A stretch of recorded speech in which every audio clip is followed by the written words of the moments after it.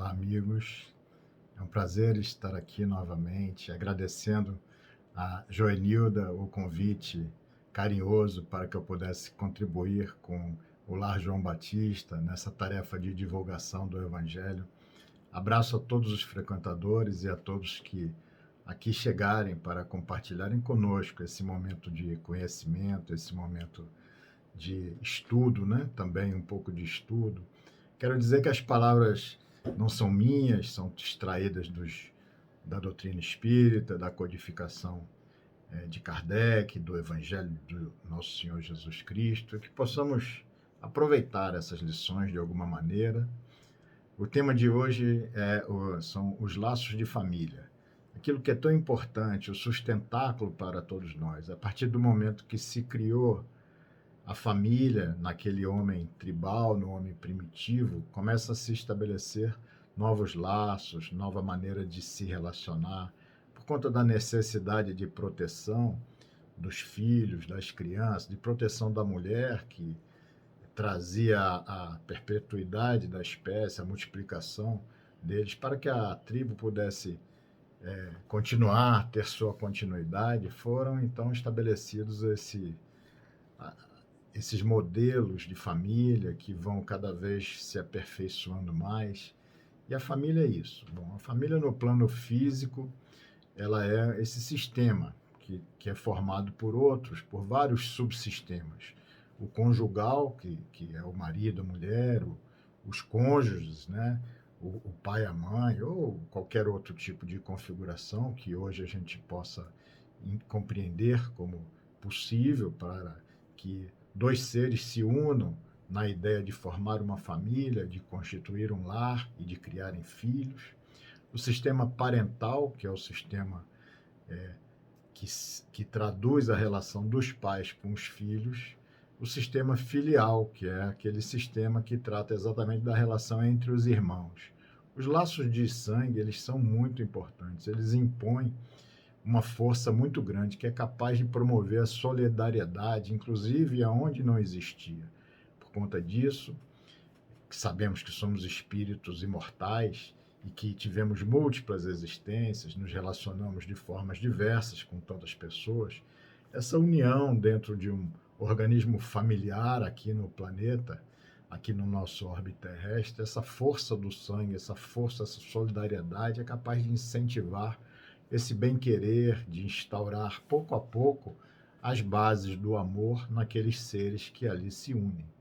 Só aqueles que fazem parte da mesma família têm um entendimento do significado das coisas. Cada família tem uma interpretação própria para determinados fatos. Eu já estou rindo antecipadamente por conta de uma história de um amigo meu, que ele contava que saíamos algumas vezes para almoçar fora, para jantar, e ele pedia, se tivesse a possibilidade no cardápio ele pedia asa de frango. E asa de frango realmente é algo muito complicado para as pessoas terem vontade de comer a asa de frango, porque talvez seja o último pedaço, aquele que ninguém pega. E ele diz que é isso mesmo, que a família cria esse tipo de constituição, uma família grande, que esse tipo de sentimento. Na família grande que ele vivia, muitos irmãos, e final de semana eles tinham aquela possibilidade de comer o frango. Como ele era o mais novo dos irmãos, sobrava para ele as asas de frango. Então ele traz lá daquela família, quando ele pede num restaurante a asa de frango, ele está, na verdade, relembrando daquela família, está relembrando daqueles sentimentos, daquele bem-querer, daquela harmonia que existia naqueles momentos em que sentavam para compartilhar os almoços de domingo. Então, cada família vai ter um significado especial para as coisas, que só aqueles seres que se criaram juntos e que viveram as mesmas dificuldades vão conseguir interpretar e vão conseguir dar o valor mais específico para aquelas situações. No aspecto espiritual, né, os espíritos formam no espaço, né, grupos ou famílias unidos por simpatia, por semelhança de inclinações. vão se separar, então são as famílias espirituais que vão se separar momentaneamente, enquanto uns reencarnam, outros não, ou vão juntos mergulhar numa encarnação, vão se reencontrar esses mesmos espíritos dessa família espiritual, que são espíritos afins, sob títulos diferentes, talvez até sobre o mesmo título, mas muitas vezes primos viram esposos e assim por diante, irmãos viram marido e mulher, então os títulos vão se modificando a cada reencarnação, ou não, às vezes o mesmo pai, a mesma mãe vai trazer no seio de sua família aqueles que já foram seus filhos, ou invertem-se os papéis, então os títulos vão modificando, mas desta maneira há uma impressão de que a reencarnação afrouxaria esses laços de fraternidade, esse laço de amor, mas é pelo contrário, porque são sempre os mesmos espíritos deste grupo maior, dessa família espiritual, que se unem numa tentativa, num projeto encarnatório.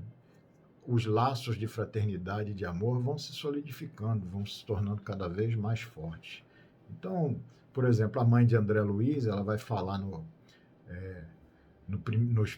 e há uma solidariedade entre esses seres da mesma família, né? A mãe de André Luiz, quando o recebe, conversa com ele, nas primeiras conversas no livro Nosso Lar, ela vai falar que ele teve uma irmã que desencarnou muito cedo e que quando ela desencarnou, a mãe de André Luiz, ela foi muito auxiliada por essa irmã que já tinha desencarnado, que fez todo ajudou-a naquela adaptação no plano espiritual. Então, foi a família. E que ela precisava que André Luiz, agora que estava ali no Nosso Lar, que ele também se recuperasse, precisava que ele estivesse em condições de ajudá-la, porque ele tinha ainda duas irmãs mais velhas que se encontravam no umbral. E também se encontrava no umbral o seu pai com as duas amantes que teve enquanto esteve encarnado. Então, é o mesmo grupo familiar que esteve junto aqui numa experiência encarnatória que vai se unir no plano espiritual para que possa encontrar a solução dos problemas de todos, para que possa todo esse grupo evoluir de uma maneira a estarem juntos no futuro, né? Então, a família consanguínea tem muita relação, tem muita afinidade com a família espiritual. Às vezes não, mas às vezes um ser que não faz parte dessa família espiritual, após uma encarnação, junto com todo aquele grupo, as famílias espirituais vão crescendo, vão trazendo mais outras pessoas, outros espíritos para o seio dessas famílias, e elas vão crescendo até que um dia todos nós seremos uma só, uma família universal dos espíritos aqui da humanidade terrena, né? E o lar é isso. Emmanuel vai dizer que o lar é essa escola viva das almas, né?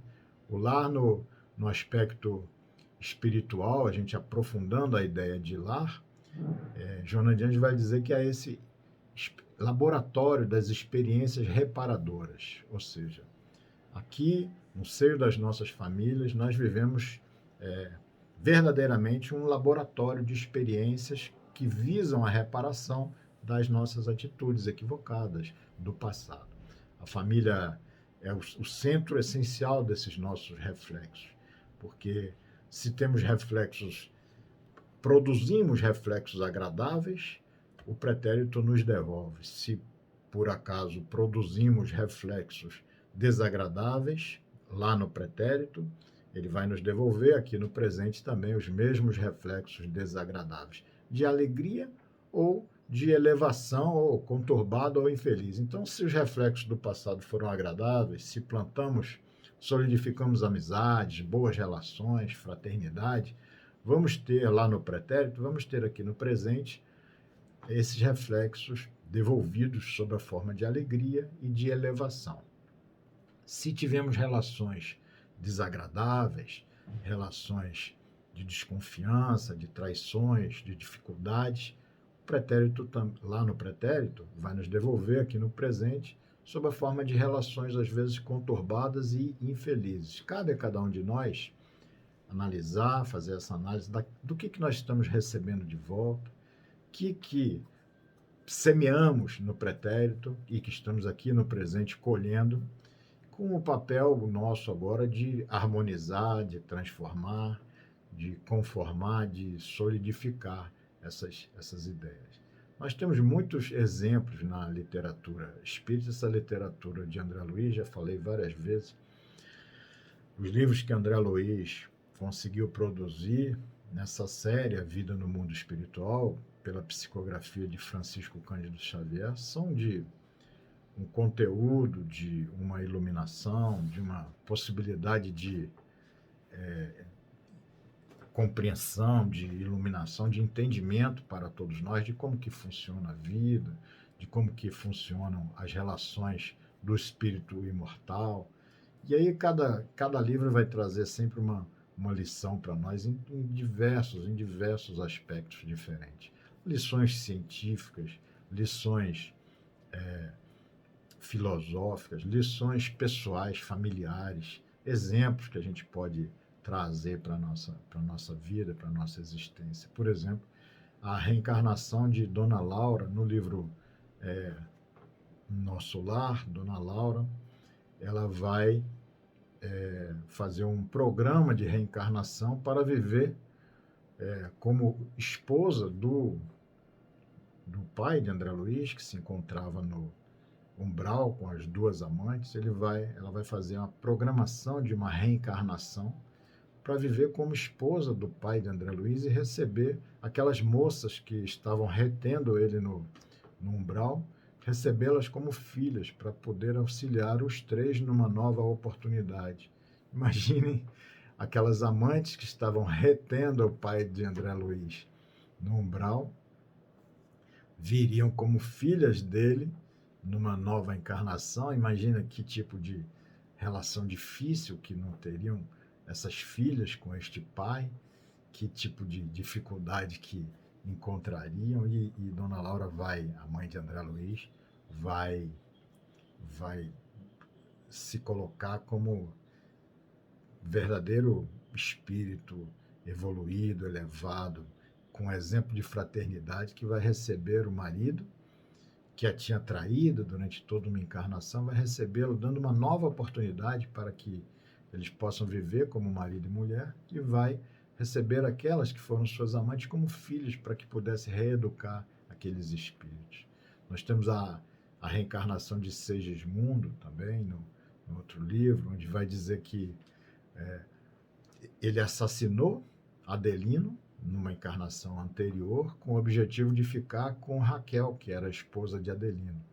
A gente vê, então, numa nova existência, numa nova oportunidade encarnatória, a gente vê novamente Adelino como esposo novamente de Raquel, e Segismundo querendo voltar ao lar como filho, para que eles pudessem se ajustar espiritualmente. A princípio, Adelino trazia aquela sensação, aquela impressão daquele espírito que estava ali no seu lar para reencarnar, e rejeitava a esposa Raquel por sentir essa aproximação de Segismundo, querendo dificultar ali, querendo de alguma maneira não se harmonizar, não produzir aquela harmonização, porque se sentia assustado, se sentia de uma certa maneira ferido por aquele espírito que lhe tinha retirado a vida numa encarnação anterior.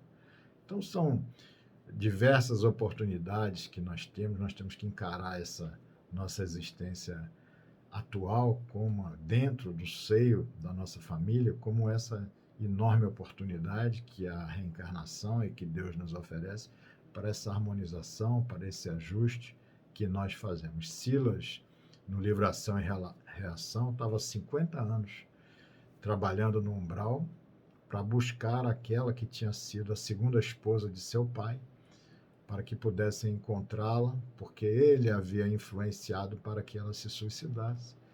Então estavam ele e o pai trabalhando há 50 anos, buscando-a no umbral, para que pudessem então levá-la a uma nova encarnação junto deles e recuperarem aquela que de uma certa maneira eles permitiram, ou de uma certa maneira influenciaram para que ela tivesse que ela fosse viver uma situação difícil, uma situação de dificuldade. E para isso, para que a gente possa viver essas harmonizações, viver toda essa condição de ajuste que a nossa família nos proporciona, o esquecimento do passado é uma grande bênção, né? O esquecimento do passado vai proporcionar que a gente possa estar junto daqueles que nos feriram ou que nós ferimos, sem saber que tipo de condição existiu. Ele não é um obstáculo, ele passa a ser uma grande vantagem. Porque a gente, por conta do esquecimento, a gente não vai ficar humilhado perante aqueles que nós ferimos, ou não vamos estar, de uma certa maneira, orgulhosos perante aqueles que nos feriram. Então, isso travaria o nosso livre-arbítrio, a gente vai viver junto daqueles que estão conosco, sem saber se nós ferimos ou se fomos por eles feridos, e vai depender do nosso livre-arbítrio construir uma nova história, uma nova situação, né? O espírito sempre ele renasce no mesmo meio que ele já viveu. Vai estabelecendo de novo relações com as mesmas pessoas a fim de reparar aquele mal que tenha feito. Então, se a gente lembrasse do ódio, esse ódio ressurgiria.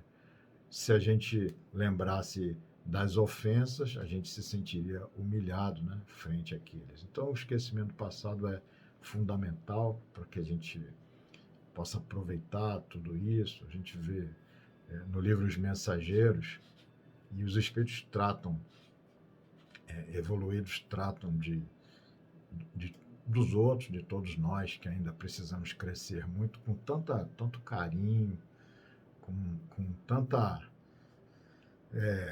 sei lá, um sentimento de cuidado, um sentimento de apreço, um sentimento de...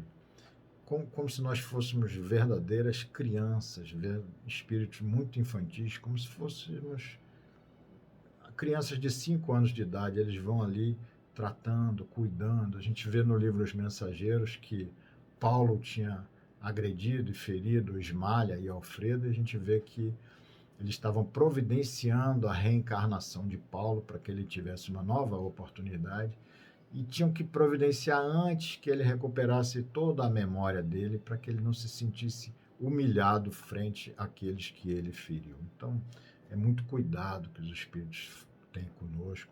A cada momento pensamos que não, porque vivemos sim desafios, vivemos dificuldades, e muitas vezes nós pensamos que Deus se esqueceu de nós, ou que a proteção não está acontecendo na nossa existência, mas pelo contrário, nós estamos sendo super protegidos, e aquilo que nós estamos recebendo como dificuldades é uma parcela muito, muito pequena daquilo que a gente já produziu, né? Então, os grandes desafios, porque assim, viver com a nossa família é muito diferente. O grande desafio é conviver com a família, é conviver, é estabelecer laços, encontros, compartilhar ideias, construir uma amizade. Esse é o grande desafio, né?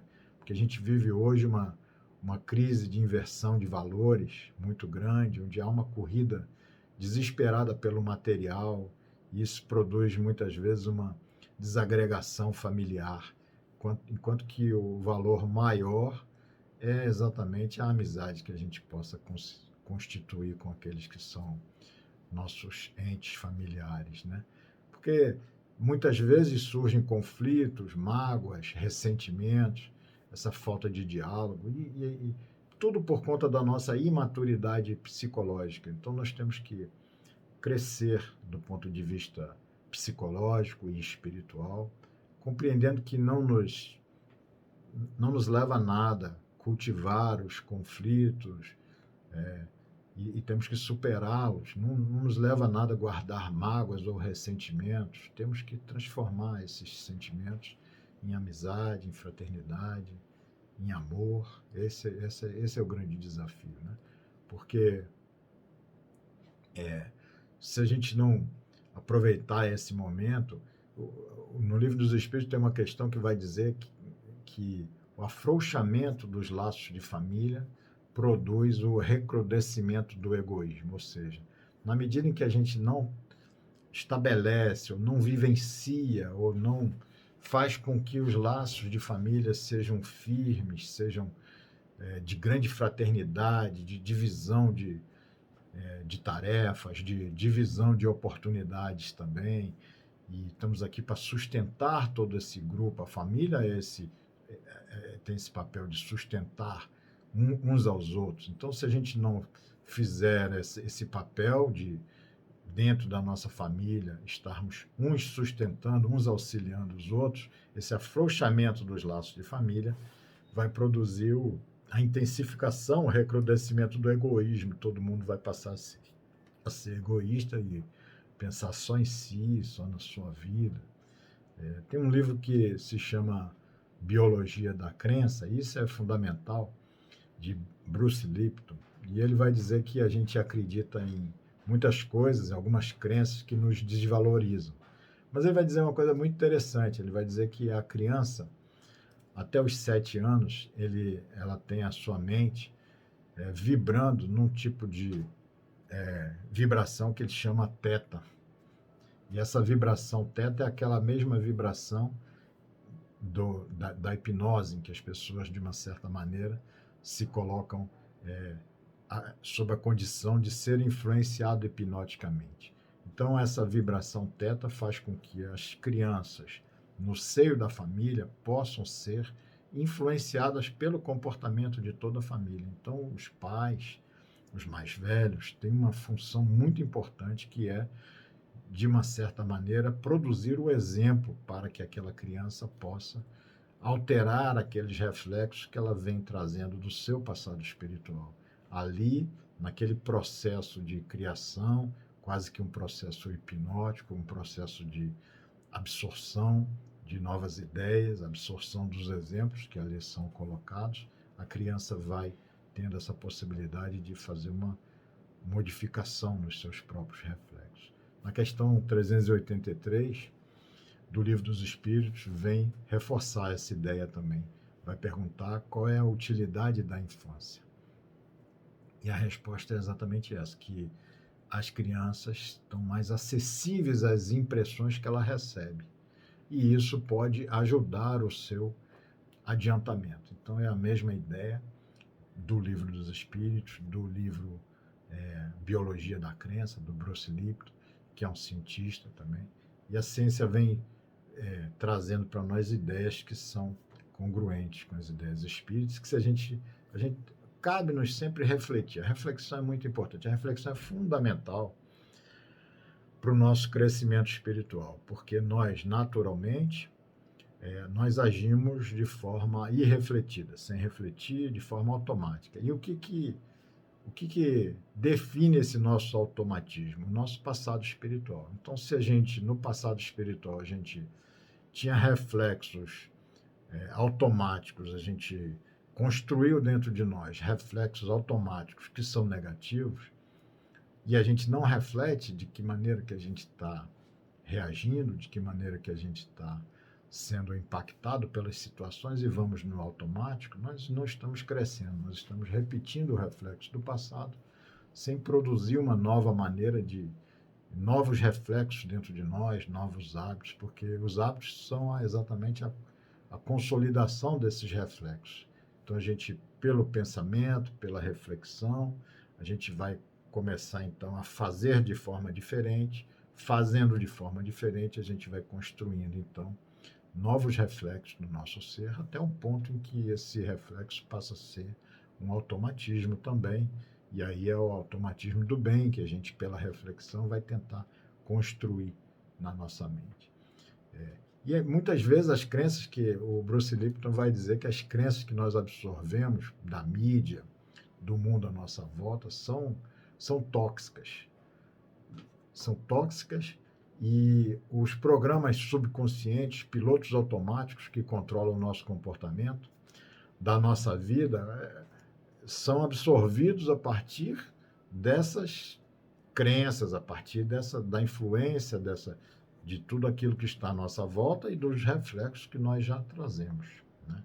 Então, esses pilotos automáticos, essa maneira da gente agir sem refletir, controla o nosso comportamento. A nossa vida vai ser uma impressão dos nossos programas. 95% não são criados por nós, são absorvidos da mídia, são absorvidos do mundo à nossa volta. Diz Bruce Lipton. Já André Luiz vai dizer que os reflexos, esses programas subconscientes são os reflexos do nosso passado espiritual, são os reflexos do nosso momento enquanto crianças no nosso lar, são os reflexos que a gente vai construindo ao longo da nossa existência, né?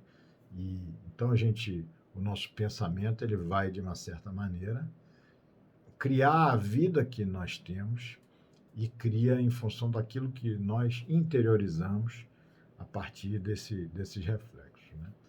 E o importante da gente pensar também, a gente pensar sobre isso, de que mesmo que a gente não se lembre qual foi a nossa relação com o nosso familiar,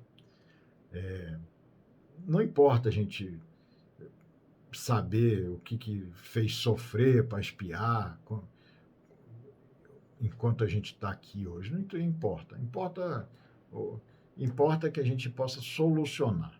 Mas para solucionar, a gente tem que ter uma ideia, e é mais um insight que a gente tenta trazer, é de que o passado ele apaga a nossa memória dos fatos. A gente não lembra exatamente em que lugar moramos, qual foi a nossa relação com aquele familiar que hoje faz parte da nossa vida, que tipo de relação nós tivemos. Então, essa memória dos fatos a gente não tem. Mas, de uma certa maneira intuitiva e pelos nossos reflexos também, a memória dos sentimentos, eles estão dentro de nós, dentro do nosso espírito imortal. Os sentimentos, eles brotam do passado. Então, tudo que nós fizemos no passado vai reagir no outro em relação ao que nós fazemos agora. Então, se a gente no passado a gente traiu, a gente não foi uma pessoa confiável, a gente menosprezou a confiança do outro. E hoje nós estamos aqui juntos, não importa que hoje a gente não seja mais aquela pessoa, que hoje a gente não tenha mais a capacidade nem a intenção de trair, há uma certa dificuldade daquele que foi traído lá no passado, nas existências anteriores, porque lá ele não sabe exatamente o que aconteceu, mas ele traz uma memória dos sentimentos de que nós não somos de confiança. Então, por mais que a gente faça, agora vai demorar para que ele possa modificar aquela maneira de reagir em relação a nós. Então, tudo que o outro faz também vai fazer com que eu reaja em função daquilo que ele fez ontem, né? Então, a gente tem que ter muito cuidado também com os nossos familiares e com as crianças, né? E com os nossos sentimentos em relação a elas do passado e o sentimento delas em relação ao passado. Existem histórias que, por mais que a gente faça, olha, eu faço tanto por esse meu filho, eu faço, eu auxilio, eu ajudo, e ele nunca reconhece, porque ele lembra, ele tem a memória dos sentimentos lá do passado, que realmente você não merecia essa confiança, você não merecia aquele reconhecimento. Quando você faz, ele fala, tá. Intimamente há aquela sensação, tá fazendo agora, mas eu te conheço. Eu sei que você não é assim, eu sei que você vai me trair certa hora, ou não vai ser uma pessoa boa. Então, aquela memória dos sentimentos leva tempo, precisa de uma insistência, precisa da nossa persistência para que a gente possa modificar o sentimento do outro em relação a nós e também o nosso sentimento em relação aos outros, que muitas vezes estão conosco. Então, essa reflexão, a gente tentar sempre ter esse pensamento para que, às vezes, um não reconhecimento, um não agradecimento, aquilo que a gente interpreta como uma ingratidão, é fruto exatamente do nosso passado espiritual. A gente tem que fazer que nem um craque de futebol, mata a bola no peito, deixa acalmar a situação, não leva nada muito a sério, não leva nada muito na ponta da faca, né? Porque senão a gente vai entrar no campo dos conflitos, e todos nós carregamos conflitos que são conscientes, que são próprios nós conhecemos, mas temos muitos conflitos que são inconscientes, que são criados a partir dessas agressões familiares de quando éramos ainda muito pequenos, ou são conflitos que trazemos de vidas passadas, né? E se esses conflitos estiverem muito energizados na nossa mente, muito valorizados pelo nosso pensamento, o nosso mundo íntimo, o nosso mundo interior vai ser uma luta. E se o nosso mundo íntimo é uma luta, se na nossa mente nós estamos em luta, a gente vai estar também em luta com toda a realidade externa. Toda nossa relação com o mundo externo vai ser fruto dessa luta constante que a gente carrega dentro de nós mesmos. Então, precisamos saber que esses nossos conflitos precisam ser administrados, precisam ser gerenciados para que a gente não expanda, para que a gente não lance os conflitos que são nossos, que são próprios, que trazemos de outras vidas ou dessa mesma, e que o outro não tem nada com isso, que nós não temos que exteriorizar em direção aos outros aqueles que são as nossas dificuldades. O Contardo Caligares é um psicólogo que, inclusive, faleceu recentemente, tem um livro muito interessante, Carta a um Jovem Terapeuta, e ele é muito bom, um frasista sensacional. Além do livro, sou muito admirador, escreveu muito tempo na Folha de São Paulo, e ele vai dizer que, na sua visão de psicólogo, que a convivência forçada no ambiente da família é uma bênção para todos nós. Porque ali a gente vai ter uma condição de interpretar o mundo que é complexo do ponto de vista de afetos, de sensações, dessas sensações que mexem conosco. A gente vai ter protegido nesse ambiente familiar, a gente vai ter uma condição de interpretar o mundo de uma melhor maneira. E pode ser também uma praga. A bênção é porque nos ajuda a completar a compreender esse mundo complexo, a interpretar esse mundo complexo de afetos. Mas a praga é porque muitas vezes a gente absorve tanto nesse ambiente familiar que termina por repetir padrões, né? A família tem uma influência tão grande que a gente, até se não vigiarmos, se não nos conhecermos bem, terminamos por repetir os padrões familiares, né? E muitas vezes a família é tão importante na nossa existência que muitas vezes trazem para nós culpas que não eram necessárias que carregássemos, porque cada família cria um código de conduta própria, o código de conduta ali daquela família. São coisas que não têm nada a ver com atos em desacordo com a lei divina, que seria uma culpa real. É uma culpa construída naquele ambiente, nesse complexo mundo da nossa família. Se cria um código de conduta que muitas vezes não tem sentido, e se nós rompemos com esse código de conduta, nós nos sentimos culpados. Então a gente precisa entender, às vezes, se aquele código de conduta que a família criou é algo que possa fazer com que a gente tenha uma culpa que deva ser real, verdadeira, ou não, ou algo que às vezes é o código de conduta familiar e que não tem nenhum sentido. Então quanto a isso, a gente tem que analisar, vem cá, isso que eu estou me sentindo culpado por ter transgredido é uma coisa lógica? É uma coisa real? É algo que eu deveria sentir esse tipo de culpa?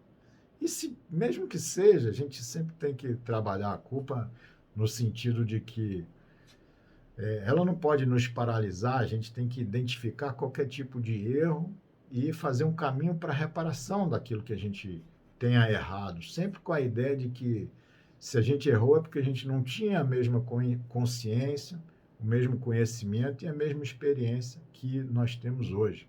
Se fosse hoje, a gente faria, com certeza, escolhas diferentes. Então, a culpa não é algo que devemos carregar conosco, a gente tem que trabalhar ela em situações de reparação, através de medidas até mesmo compensatórias, né? Joana de Anjos vai dizer que o ser consciente é aquele que nem se culpa, nem se justifica. Ou seja, ele não culpa a si mesmo e nem se justifica, nem coloca a culpa no outro. Ele identifica o processo e se transforma e faz, se renova. É possível a gente renovar, cada um de nós, é possível a gente renovar todos os dias, trabalhando essa paz interior, trabalhando a nossa paz com o próximo, a paz com o ambiente, né? Criando a paz conosco a partir da coerência entre as nossas falas e os nossos atos. Isso é que vai se traduzir na paz comigo mesmo, na medida em que eu tenho coerência das minhas ideias, com as coisas que eu falo e com os meus atos no mundo, né? Então, e aprendendo a paz com o próximo é aprendendo a conviver com essa diferença que existe, né? E a quem cabe a proteção da nossa família, do nosso lar, da nossa casa? Os mentores, eles não vão fazer o trabalho que cabe a cada um de nós executar. Eles não vão interferir para que sejam consertadas as dificuldades que nós criamos. Cabe a cada um de nós. Cada família nasce com o objetivo, que, como eu disse, dos seres se apoiarem. Então, cada um de nós, dentro do ambiente familiar, tem essa missão de um apoiar o outro e fazer com que o ambiente seja o melhor possível, seja mais protegido possível, estabelecendo esse bom relacionamento, esse apoio mútuo, estabelecendo boas relações sociais, estabelecendo um clima de confiança entre todos, estabelecendo uma capacidade de cooperação, estando todos abertos a um conhecimento, uma integração social, participando de tudo. Então, Emmanuel tem inclusive uma frase muito interessante, que é: como seremos benfeitores de 100 ou 1000 pessoas se ainda não aprendemos a servir 5 ou 10 criaturas? É isso. Então, se a gente quer realmente ter uma missão evangélica, uma missão de um bom espírita e queremos ajudar a muitas pessoas, como vamos ajudar a 100 ou 1000 pessoas se não conseguirmos ajudar e servir e auxiliar 5 ou 10 criaturas que fazem parte do seio da nossa família? Esses laços de família são laços eternos, e é muito bonito a gente ver que Joana de Ângeles teve Divaldo como filho há quase 2000 anos atrás, e vem acompanhando, vem auxiliando e vem fazendo com que a evolução dele possa se dar, esse apoio, ou seja, tiveram uma relação familiar aqui no planeta Terra, fazem parte da mesma família espiritual, continuam se apoiando. Nunca me esqueço de que quando o Divaldo fez 90 anos, e é muito interessante essa fala, ele quando fez 90 anos, ele diz que acordou pela manhã e viu o espírito de Joana de Anjos junto dele, e ele vai dizer para ela: minha irmã, 90 anos nessa luta. E ela vai dizer para ele: meu irmão, você está 90 anos, eu estou mais de 100 anos nesse projeto. Então, a vida, a existência dele era um projeto para ela, que ela estava envolvida nesse projeto. Há mais de 100 anos que eu estou envolvida nesse projeto. Eu estava envolvida há mais de 100 anos nesse projeto da evolução daquele que foi seu filho há muito tempo atrás. E há quantos anos ela não vinha acompanhando esse filho querido? Quantas dificuldades, quanto sofrimento, quantas outras existências talvez não tiveram. Então, Emmanuel também e Chico Xavier, a gente vê Estevão, Paulo, né? A gente vê Francisco de Assis com Joana, com Divaldo. Então, são famílias e são famílias espirituais que foram famílias físicas um dia. E da nossa parte a gente tem que pensar quantos anos fazem que nossos familiares dos quais nós desfrutamos do privilégio de estarmos conectados assim por laços eternos. Esses laços de família são laços eternos. Quantos anos os nossos familiares, muitas vezes, de evolução até superior à nossa, que vem nos apoiando, quantos anos eles estão envolvidos no nosso projeto, nossos mentores espirituais, quantos anos estão envolvidos no nosso projeto, né? E a gente tem que, a lição fundamental para que os laços de família e para que esses laços de família sejam bem-sucedidos é aquele enigma que Jesus estende a Pedro, quando Pedro pergunta quantas vezes ele devia perdoar. E Jesus vai dizer, não te digo 7, serão 7 vezes. Não te digo que até 7, mas até 70 vezes 7. Que tipo de enigma? Porque raras vezes, se a gente pensar sobre a ótica dos nossos laços familiares e sobre a ótica do perdão, né? Por que Jesus falou 70 vezes 7? Ele não estava fazendo uma conta matemática. Ele estava levando a Pedro uma parábola, porque raras vezes nós pensamos quantas vezes eu fui perdoado. Porque sempre nós nos colocamos na condição daquele que dá o perdão. Porque, na verdade, nós somos perdoados sempre, porque somos seres falíveis, profundamente frágeis, temos limites bem definidos.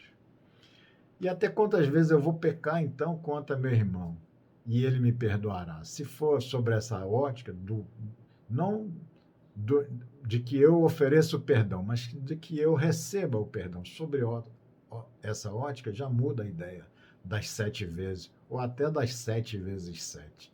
Porque quantas vezes eu vou querer que meu irmão me perdoe? Então já dá para reconhecer que nós somos devedores do perdão. E as pessoas que estão conosco, no seio da nossa família, que casam conosco, que nos acompanham durante toda a vida, elas só estão conosco porque elas não nos perdoaram, nos perdoam o tempo todo, não nos perdoam 7 nem 70 vezes 7, nos perdoam infinitamente. E essa é a ideia que Jesus nos traz quando ele diz 70 vezes 7. Ele diz que tem que perdoar infinitamente. Por que esses que estão conosco nos perdoam? Por que nossos familiares nos perdoam sempre, sem contar quantas vezes são?